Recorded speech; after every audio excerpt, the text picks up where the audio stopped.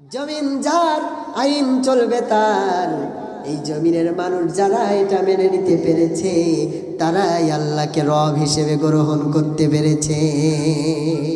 কিন্তু আমরা তো এখনো মানতে পারি না, কারণ আল্লাহ রাব্বুল আলামিন বলেন, ইয়া আইয়ুহাল্লাযীনা আমানুত্তাকুল্লাহা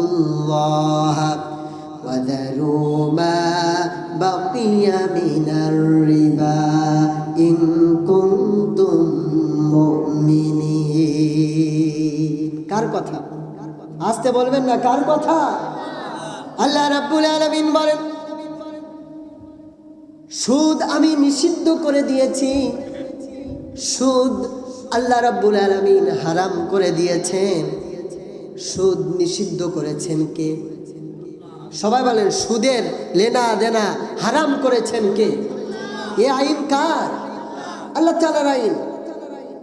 সুদ আল্লাহ রাব্বুল আলামিন হারাম করে দিয়েছেন, কিন্তু আমার রাষ্ট্র, আমার জনগণ, আমার দেশ সুদের লাইসেন্স দিয়েছে, বরং প্রত্যেক ঘরে ঘরে সুদের লেনা দেনা পৌঁছায় দিয়েছে।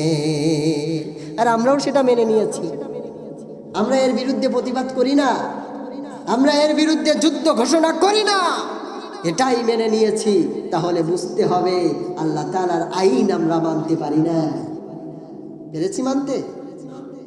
আল্লাহর হাবিব সাল্লাল্লাহু আলাইহি সাল্লাম বলেন, সুদের গুনাহ হলো 70টির অধিক।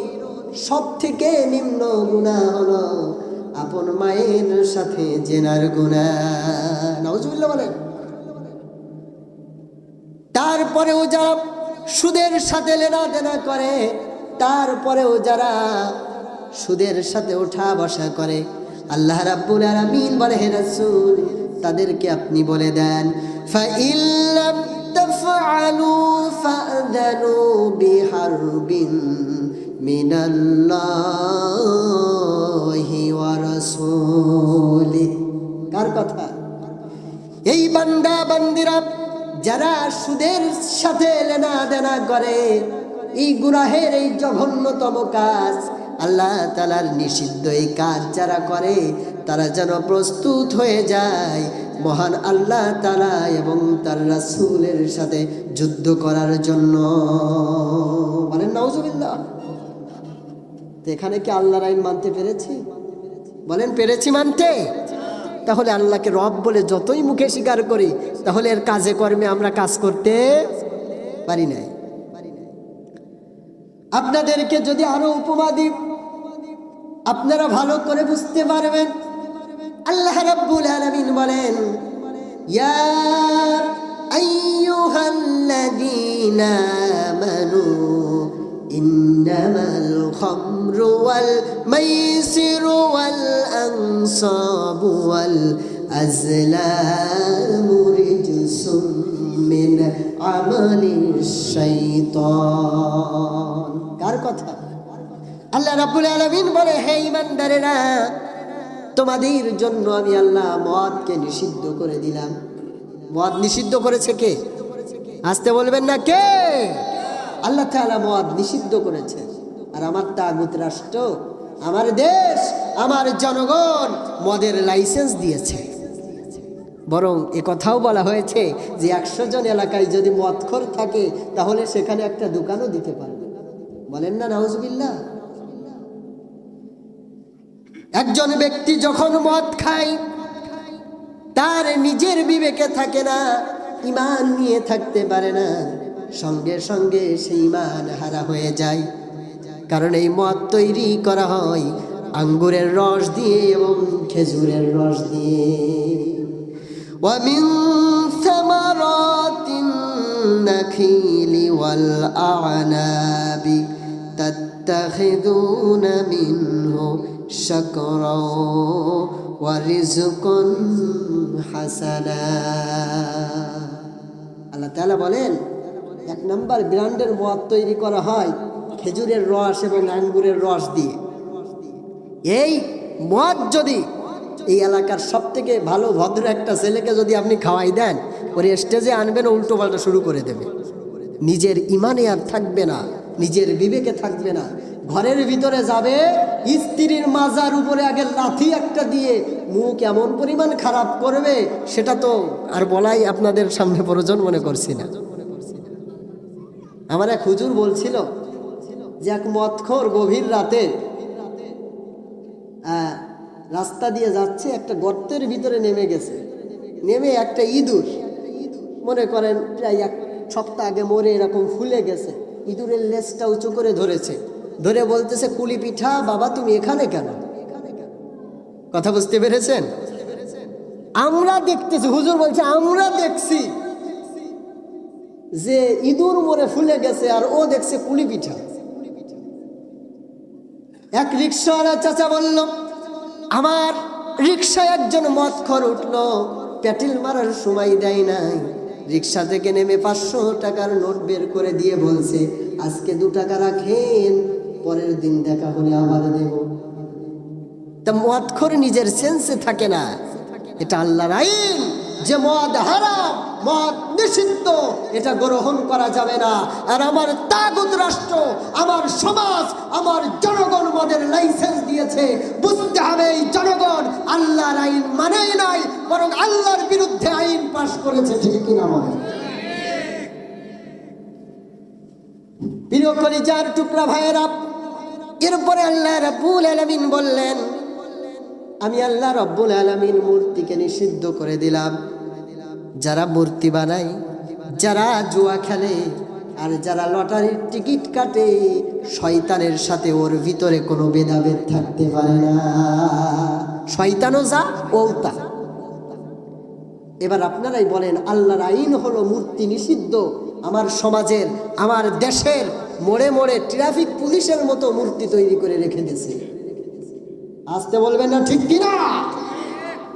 ভাস্কর্যের নামে মূর্তি দাঁড় করায় দিয়েছে প্রত্যেকটা জায়গায়, প্রত্যেকটা স্থানে। ঠিক কিনা বলেন? অনেক মূর্তি আমার বাংলার সোনার ছেলেরা 5 তারিখের পরে ভেঙ্গে দিয়েছে। পরবর্তীতে এখন আবার যে শত শত রক্তের শহীদদের বিনিময়ে এই দেশ নতুন করে আমরা ফিরে পেয়েছি, ওই সকল শহীদদের মূর্তি আবার তৈরি করা হচ্ছে। এই মূর্তি তৈরি করতে দেওয়া যাবে না। এই মূর্তি যারা তৈরি করে, ওরা আল্লাহর আইন মানে না, ওরা আল্লাহকে রব বলে স্বীকার করে না। জাহান্নামের নরকে এইগুলো কথা বলেন ঠিক কিনা? এজন্য যারা মূর্তি তৈরি করে, যারা মূর্তি তৈরি করে, ওই ব্যক্তি এখনো পর্যন্ত, আর এটাকে যারা সমর্থন করে, এখনো পর্যন্ত এই ব্যক্তিগুলো আল্লাহকে রব বলে মেনে নিতে পারে নাই। আল্লাহ রাব্বুল আলামিন বলেন, এরপরে আমি জুয়া খেলাকে নিষিদ্ধ করে দিলাম। আমার দেশের যুবক সন্তানগুলো দেখবেন মোবাইলে পর্যন্ত জুয়ার আসর নিয়ে বসে আছে। আপনারা জানেন না এগুলো? মোবাইলে জুয়া, লক্ষ লক্ষ টাকা ব্যয় করে ফেলছে, জমি জায়গা পর্যন্ত বিক্রি করে দিচ্ছে এই মোবাইলের জুয়ার কারণে। আমার যুব সমাজ শেষ হয়ে গেছে। দেখেন, যুবকদের এই মাহফিলে এসে বসার কথা ছিল, অনেক যুবক জুয়া খেলছে, মোবাইলে আসক্ত হয়ে গেছে, ফ্রি ফায়ার খেলছে, গেমস নিয়ে পড়ে আছে, জুয়ার আসর খুলে নিয়ে বসে আছে। আল্লাহ তাআলা আমার সমাজের এই যুবকগুলোকে হেফাজত করুক। বলেন আমিন। আসতে বলবেন না আমিন?